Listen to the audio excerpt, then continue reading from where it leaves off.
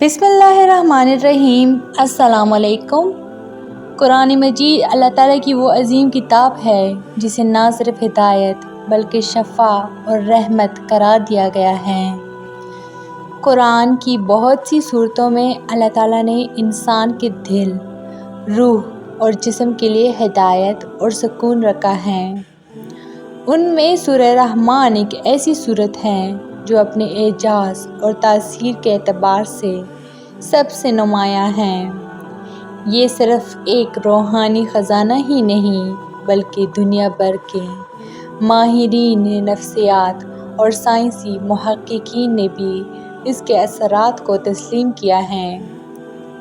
Norway میں ہونے والی ایک تحقیق نے سورہ رحمان کے حیرت انگیز اثرات کو دنیا کے سامنے اجاگر کر دیا۔ سورہ رحمان قرآن پاک کی 55ویں سورت ہے جسے قرآن کی دلہن بھی کہا جاتا ہے۔ اس سورت میں اللہ تعالیٰ نے اپنی بے شمار نعمتوں کا ذکر کیا ہے اور بار بار یہ سوال کیا ہے، تو تم اپنے رب کی کون کون سی نعمت کو جھٹلاؤ گے؟ یہ تکرار انسان کے دل کو جھنجھوڑ دیتی ہے کہ چاہے دکھ ہو یا راحتیں، بیماری ہو یا صحت، ہر حال میں اللہ کی نعمتیں بے شمار ہیں۔ یہی کیفیت دل کو سکون اور روح کو نور عطا کرتی ہے۔ ناروے کی ایک معروف یونیورسٹی میں محققین نے سورہ رحمان کے اثرات پر تجربات کیے۔ اس تحقیق کا مقصد یہ جاننا تھا کہ قرآن کی تلاوت، خصوصاً سورہ رحمان، انسانی دماغ اور جسم پر کس طرح اثر ڈالتی ہے۔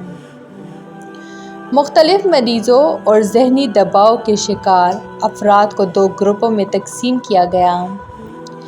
ایک گروپ کو عام موسیقی یا آرام دہ آوازیں سنائی گئیں، دوسرے گروپ کو روزانہ مخصوص وقت پر سورہ رحمان کی تلاوت سنائی گئی۔ کچھ ہفتوں بعد دونوں گروپوں کے نتائج کا موازنہ کیا گیا۔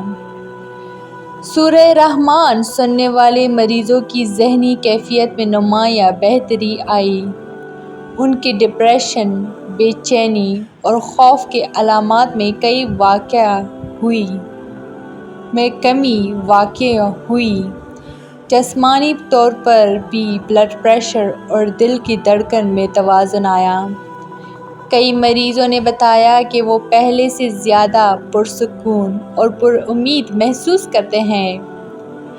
یہ نتائج اس بات کا ثبوت ہے کہ سورہ رحمان صرف ایک روحانی کلام نہیں بلکہ یہ انسان کی نفسیاتی اور جسمانی صحت پر بھی براہ راست اثر ڈالتی ہے۔ سورہ رحمان کی سب سے بڑی خصوصیت یہ ہے کہ یہ غمزدہ دل کو سکون دیتی ہے۔ جب انسان بار بار اللہ کی نعمتوں کا تذکرہ سنتا ہے تو اس کا دل شکر گزاری سے بھر جاتا ہے۔ شکر گزاری دل کی پریشانی کو کم کر کے خوشی اور اطمینان عطا کرتی ہے۔ ناروے کی تحقیق نے بھی یہی ثابت کیا کہ سورہ رحمان سننے سے انسان کا ذہن مثبت خیالات کی طرف مائل ہوتا ہے۔ یہی کیفیت دراصل دل کے غم اور روح کی بے چینی کو ختم کرتی ہے۔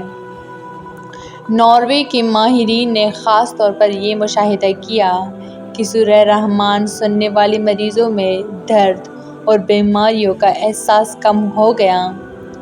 کچھ مریض جو لا علاج بیماریوں میں مبتلا تھے، انہوں نے کہا کہ سورہ رحمان سننے کے بعد وہ بیماری کو بوجھ کے طور پر نہیں دیکھتے بلکہ اللہ کی آزمائش سمجھ کر صبر کرتے ہیں۔ یہی کیفیت ان کے جسم پر مثبت اثر ڈالتی ہے۔ سائنسی طور پر بھی یہ بات ثابت ہے کہ جب انسان مثبت سوچتا ہے تو اس کے جسم کا مدافعاتی نظام مضبوط ہو جاتا ہے اور بیماریوں سے لڑنے کی طاقت بڑھتی ہے۔ یہ تحقیق مسلمانوں کی ایمان کو مزید مضبوط کرتی ہے۔ ہمیں قرآن کی تلاوت اور خاص طور پر سورہ رحمان کو اپنی زندگی کا حصہ بنانا چاہیے۔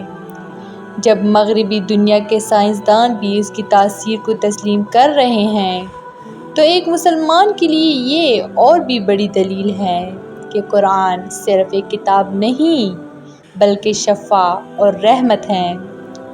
سورہ رحمان کو زندگی میں شامل کرنے کے طریقے۔ نمبر 1، روزانہ صبح یا شام سورہ رحمان کی تلاوت کریں۔ بیماری یا غم کے وقت اس سورت کو سنیں یا پڑھیں۔